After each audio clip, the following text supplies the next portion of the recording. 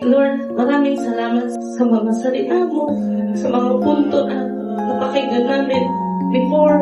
I know not everyone believes in your name, in your powerful name, but then the faith that has been rooted in me reminded me, and again, reminded me through Pastoral Lindy, that why we cannot accept you as our Lord and personal Savior when you only want us to do good things, when you only want us to follow your ways, which cannot harm us, which can do good things not only to you, but to our neighbors.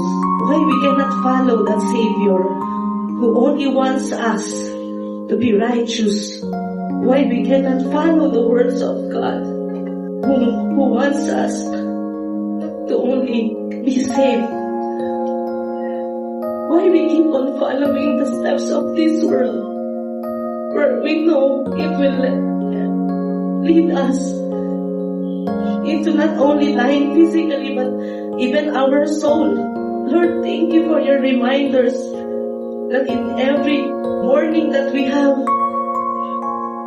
always reason to be thankful and blessed.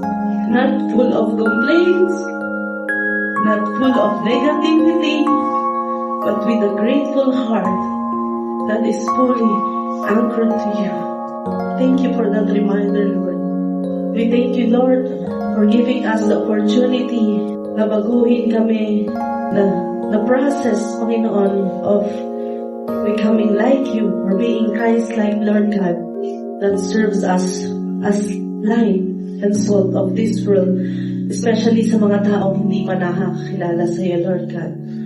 Lord, we thank you, Panginoon, that in every situation or ginagawa namin, Lord, that we are being reminded of your Holy Spirit, that to do only the things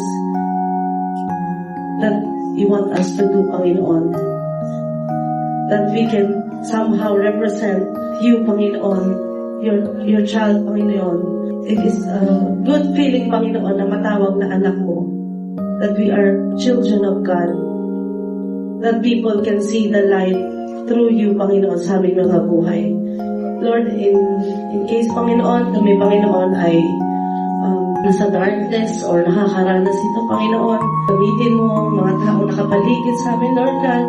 Gamitin mo ang iyong pinadalang banal na Espiritu, Panginoon, upang kami ay mabalik sa liwanag, Panginoon, na ibigay mo na, Lord God. And that we will be reminded, Panginoon, that as we are walking, Panginoon, the path that is going towards you, Panginoon, let us not look back to the old ways that we've done and na nagawa na namin, Panginoon. Help us, Panginoon, na patuloy na mabuhay sa liwanag na binibigay mo, Lord, sa patay ng binibigay, Lord God. And we can only do that, Lord, if we continue to hold firmly to you, to your words, Lord God. Community of Faith. Come and join us every Friday 8 p.m. to 11 p.m. Fellowship, life testimonials, message of life, and grow spiritually.